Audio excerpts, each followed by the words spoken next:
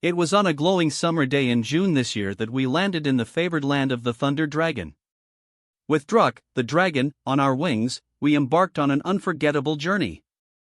At the airport to meet us was our guide, Jamyang Tenzin, a fine-looking young man dressed in Ago, the elegant male national costume of Bhutan. He was an excellent guide who spoke fluent English, and together with our skillful driver, Tandy, we set off on an epic journey through western and central Bhutan. Gross national happiness.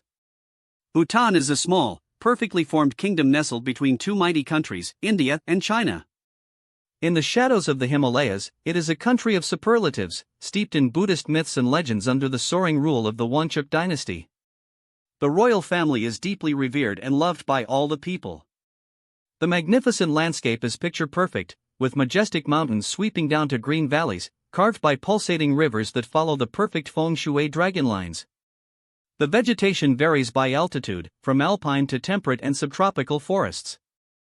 These cover 72% of the country, with 60% under strict protection, making it one of the last bastions of biodiversity hotspots in the world. As we journeyed, we saw emerald green rice terraces, potato fields, and other crops growing on the fertile slopes. A spiritual enlightenment.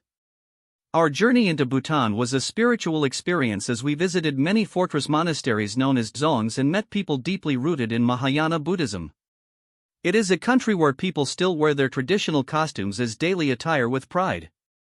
Unlike other countries where success is measured by the material status of gross national product, here the priority is gross national happiness, where the welfare of the people is paramount. They are some of the most respectable people I have ever encountered in all my travels. Thimphu, the capital of peace.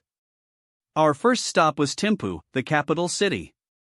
It is a fairly modern town reminiscent of Singapore or Hong Kong 50 years ago. It was refreshing to see a city with no skyscrapers, traffic congestion, Starbucks, or McDonald's. The many roundabouts are adorned with statues of goddesses, and policemen physically direct the traffic instead of traffic lights. While some modernity is creeping in, the government tightly controls the height and design of new buildings to ensure they maintain traditional Bhutanese aesthetics. The prophecy of Pema Lingpa.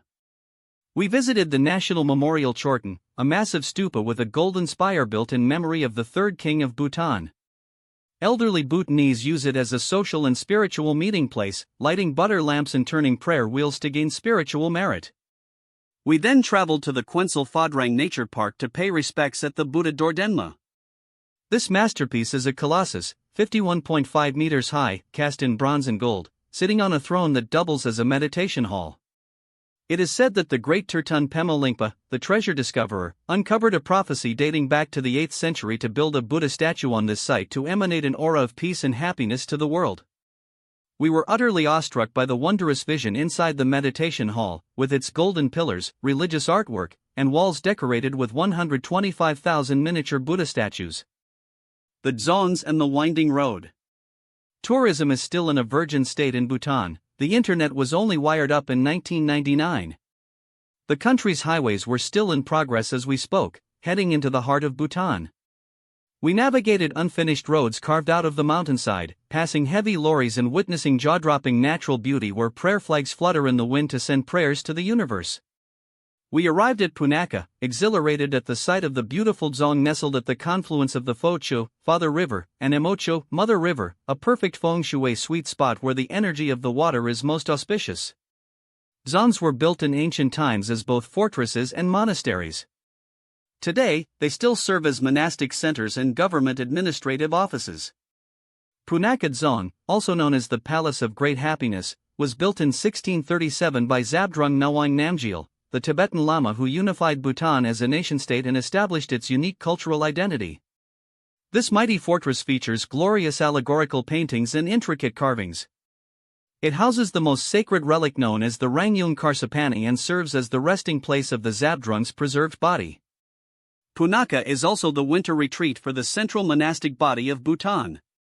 The most esoteric temple in the Punakha district is the fertility temple of Chimi Lakhang, where the phallus symbol is worshipped, notably by women seeking to conceive children. The modest temple was founded by Drukpa Kunli, famously known as the Divine Madman, whose unorthodox method of teaching often involved sexual overtones. We walked through the village amidst rice fields where every house has a phallus image painted on the wall to ward off evil. The local gift shops even sell phallus models as good luck charms for the growing number of tourists. Blessing of the Cranes. The valley of Phobjika is a breathtaking sight. Its wide, sweeping plains, surrounded by lofty mountains, are reminiscent of alpine scenery in Switzerland. This vast wetland welcomes the winter migration of the black-necked cranes, which fly in from the Tibetan Plateau from late October to mid-February.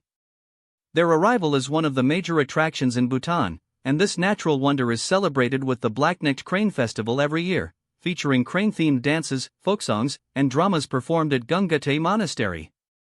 The ancient Gungate Monastery sits atop a spur overlooking the stunning valley and houses beautiful and prominent religious iconography.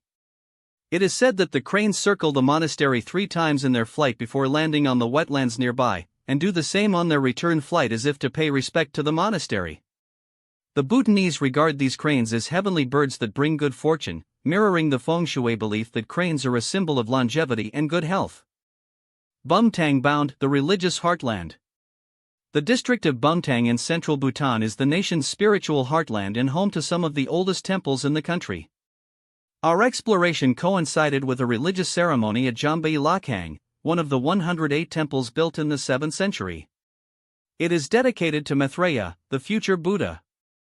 We watched locals in colorful costumes circumambulate the temple, along with monastery dogs who follow the path in hopes of gaining enough merit to be reborn as humans. Inside, the monks performed an auspicious ceremony, chanting in unison. Their heavenly tones reverberated through the temple, sending spiritual warmth into the environment. One of the most revered Buddhist saints in Bhutan is Padmasambhava, also known as Guru Rinpoche, who brought the Dharma to the country from India. His image is found in almost every temple in the land. At Kurji Lakhang, legend says he meditated for 3 months in a cave to subdue a local deity who had caused a life-threatening illness to Sendiraja, the king of Bumtang in the 8th century. He left an imprint of his body in the cave, and this sacred site is now enclosed within the temple. Seeing the impression of the great guru's body in the rock was a truly awe-inspiring experience. Fortresses and living traditions. Tall cypress trees, said to have grown from the walking stick of Guru Rinpoche, reach into the sky outside Jakard Zone. Built in 1549, this Castle of the White Bird overlooks the entire Chamkar Valley and was once the seat of the first king of Bhutan. Across the valley, we visited the Karcher Dratchang Monastery and participated in a birthday ceremony for the Rinpoche. We were honored to be blessed by him and were even offered some of his birthday cake. On the way to Jakar, we also encountered a convoy of about 300 monks heading for their summer retreat. The chief abbot stopped to bless people along the way, sprinkling us with holy water. Receiving 2 blessings from such holy men in just 2 days felt incredibly auspicious. Trongsa and the King of Legend. On the long return journey toward Thimphu, we stopped at Trongsa, a town overlooking a steep valley. During our tour of the impressive Trongsa Zone, an uncanny monastery dog decided to guide us, following us faithfully as we admired the religious iconography. We joked that he was perhaps a monk in a previous life. Above the Dzong sits the Ta Dzong, a watchtower built in 1652 to protect the fortress. It has now been converted into a museum celebrating Bhutan's historical and religious heritage. A significant portion of the museum is dedicated to King Gezer of Ling, the 11th century warrior king. King Gezer is believed to be a manifestation of Guru Rinpoche, and displaying his image in the home or workplace is considered a powerful protection against those with violent intent. In the lair of the tiger. After our epic journey, we returned to Thimphu for a night before departing for Paro for the ultimate highlight of our trip, the Tiger's Nest, Taksang. This is Bhutan's most sacred site and its most iconic landmark. Legend has it that Guru Rinpoche flew to these mountains on the back of a celestial tigress in the 8th century, a time when the area was overrun by demons. He meditated in a cave for 3 years, 3 months, and 3 days to subdue the evil spirits. The first Lakhang temple was built in 1692 to consecrate this sacred spot, and ever since, it has been a place of pilgrimage for saints and devotees, as well as a major attraction for visitors. The ascent to Taksang. The mountain stands at an elevation of over 3,120 meters, and the temple itself is perched 900 meters above the valley floor. The path is steep, hugging the mountainside and overlooking a stunning valley of blue pines and rhododendrons. We took our time climbing, admiring the gorgeous landscape and catching our breath in the high altitude. Eventually, we reached the cafeteria for rest and refreshment.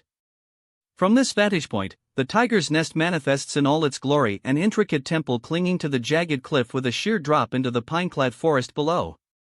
A veil of mystery surrounds the temple, as if it transcends the realm of the gods. Another stretch of steep climbing leads to a viewpoint where a long flight of steps descends to an iron bridge by a waterfall, followed by another challenging ascent up to the temple complex. The entire path is festooned with colorful prayer flags fluttering in the wind, carrying the mantras of the faithful across the mountains. A divine manifestation. As with all dzongs in temples in Bhutan, shoes must be removed before entering, and photography is strictly forbidden. Cameras and phones are surrendered at the security checkpoint. Inside, we were awestruck by the temple dedicated to the guru. We noticed a natural rock formation that looked remarkably like a tiger emerging from the rock face. Was this a divine manifestation of the celestial tigress, or a miraculous freak of nature? We left the next day with heavy hearts but unforgettable memories of all the momentous sights we experienced.